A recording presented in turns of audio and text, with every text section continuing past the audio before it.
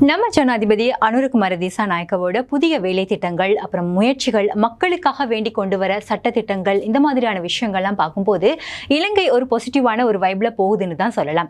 அப்படி என்ன பாசிட்டிவா போகுதுன்னு நீங்க கேட்கலாம். ஸோ அதுக்காக தான் இன்னைக்கு நம்ம வீடியோல இலங்கை பாசிட்டிவான மிஷனை நோக்கி போகுதுன்றதுக்கான சில விஷயங்களை உங்களுக்காக நான் சொல்ல போறேன். நியூஸ் நவ் வியூவர்ஸ்க்கு வணக்கம். முதலாவதா பாத்தீங்கன்னா முன்னாள் அமைச்சர்களோட சொகுசு வீடுகளோட பாதியை வெளிநாட்டு சுற்றுலா பயணிகளுக்காக ஒதுக்க போறதா ஒரு செய்தி வெளியாகி இருக்கு.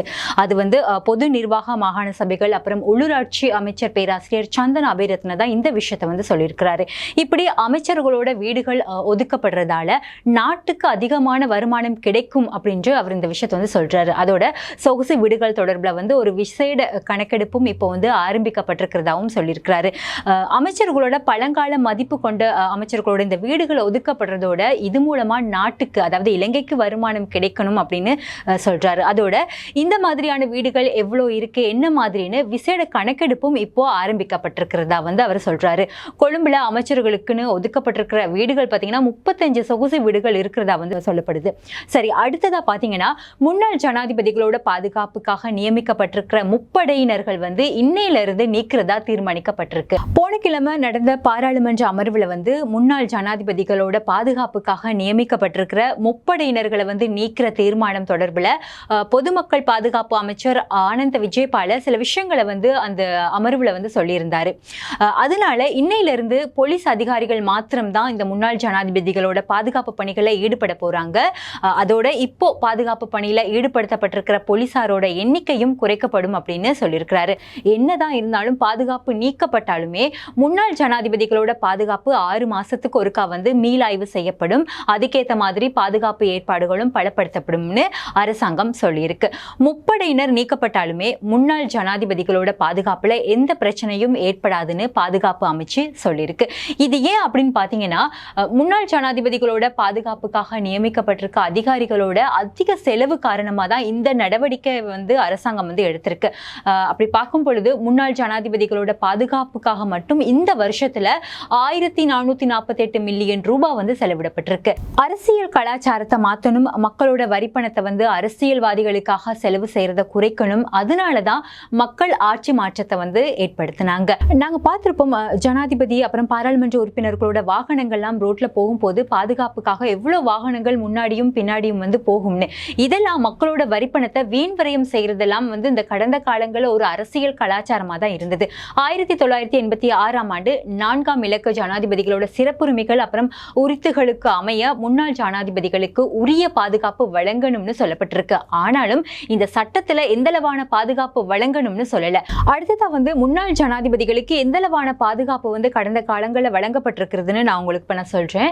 அதாவது முன்னாள் ஜனாதிபதி மஹிந்த ராஜபக்ஷவுக்கு பாதுகாப்புக்காக மட்டும் 60 போலீசார் அப்புறம் 228 இராணுவத்தினர் இருந்தாங்க. அப்புறம் ஜனாதிபதி மைத்ரிபால சிறிசேனவோட பாதுகாப்புக்கு 60 போலீசாரும் 4 இராணுவத்தினரும் இருந்தாங்க.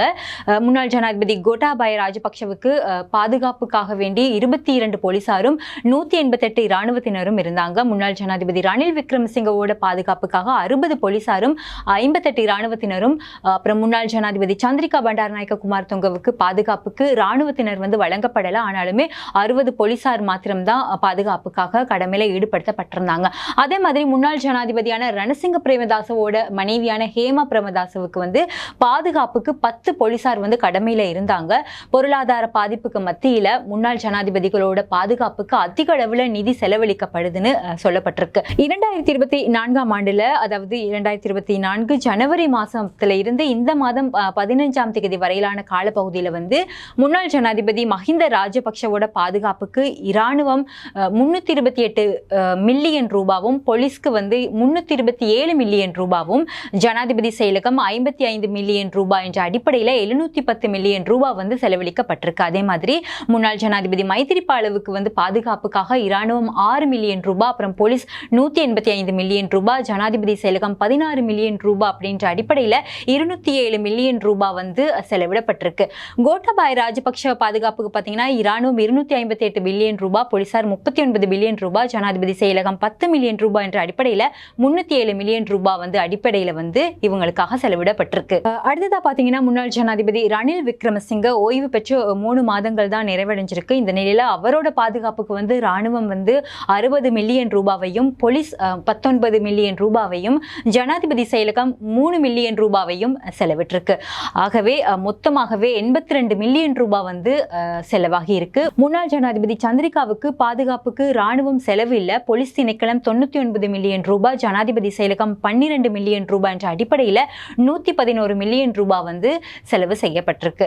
அதே மாதிரி முன்னாள் ஜனாதிபதி ரணசிங்க பிரேமதாச மனைவியான ஹேமா பிரேமதாசோட பாதுகாப்புக்காக போலீஸ் 30 மில்லியன் ரூபாவையும், ஜனாதிபதி செயலகம் 3 மில்லியன் ரூபாய் என்ற அடிப்படையில் 33 மில்லியன் ரூபாய் செலவிடப்பட்டிருக்கு. இந்த மாதிரி முன்னாள் ஜனாதிபதிகளுக்கு வழங்கப்பட்டிருக்கிற பாதுகாப்பு மீளாய்வு செய்யப்பட்டு இந்த அளவுக்கு ஏன் பாதுகாப்பு வழங்கணும்னு ஒரு கேள்வி எழுப்பப்பட்டிருக்கு. அதனால முன்னாள் ஜனாதிபதிகளுக்கு வழங்கப்பட்ட ராணுவ பாதுகாப்பு நீக்கப்பட்டிருக்கு. அந்த வகையில முன்னாள் ஜனாதிபதிகளுக்கு வந்து இப்போ வந்து பாதுகாப்புக்கு வந்து போலீசாரும் போலீஸ் வாகனங்களும் பாதுகாப்புக்கு ஏத்த மாதிரி வழங்கப்பட்டிருக்கு.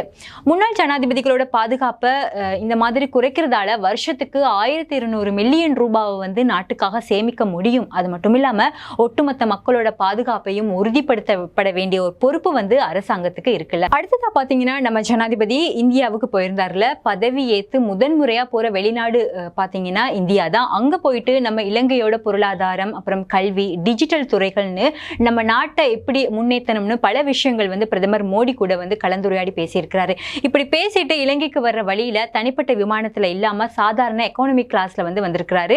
ஜனாதிபதியும் அவரோட வந்தவங்களும் வந்து விமானத்துல பயணிச்ச சக பயணிகளோட சகஜமா கலந்துரையாடி இருக்கிறாரு. இதை பார்த்த வெளிநாட்டு பயணிகள் கிட்ட வந்து ஒரு பெரும் ஆச்சரியத்தை வந்து ஏற்படுத்தியிருக்கு. அடடா, இப்படி ஒரு தலைவரா? இப்படி ஏன்னா ஜனாதிபதி அவ்வளவு எளிமையான மனிதர், பயணிகள்கிட்டே வந்து தனித்தனியா பேசியிருக்கிறாரு. அவரோட எளிமையான உற்சாகம், பயணிகளோட கருத்துக்களை கவனமா கேட்கிற வகையில நடந்துகிட்டாருன்னு அவரோட பயணிகள் வந்து சொல்லியிருக்கிறாங்க. அடுத்ததா ஒரு விஷயம் என்னன்னா, இந்த விஷயம் வந்து சோசியல் மீடியால ரொம்பவே வைரல் ஆச்சு. ஜனாதிபதி அனுரகுமார திசாநாயக்க அவங்களோட தாயார் வந்து அனுராதபுரம் போதனா வைத்தியசாலையில வந்து சிகிச்சை பெற்று வராங்க. தன்னோட தாயாரை பார்வையிட்டதோட அவரோட உடல்நிலை சம்பந்தமாகவும் கேட்டறிஞ்சுக்கிட்டாரு.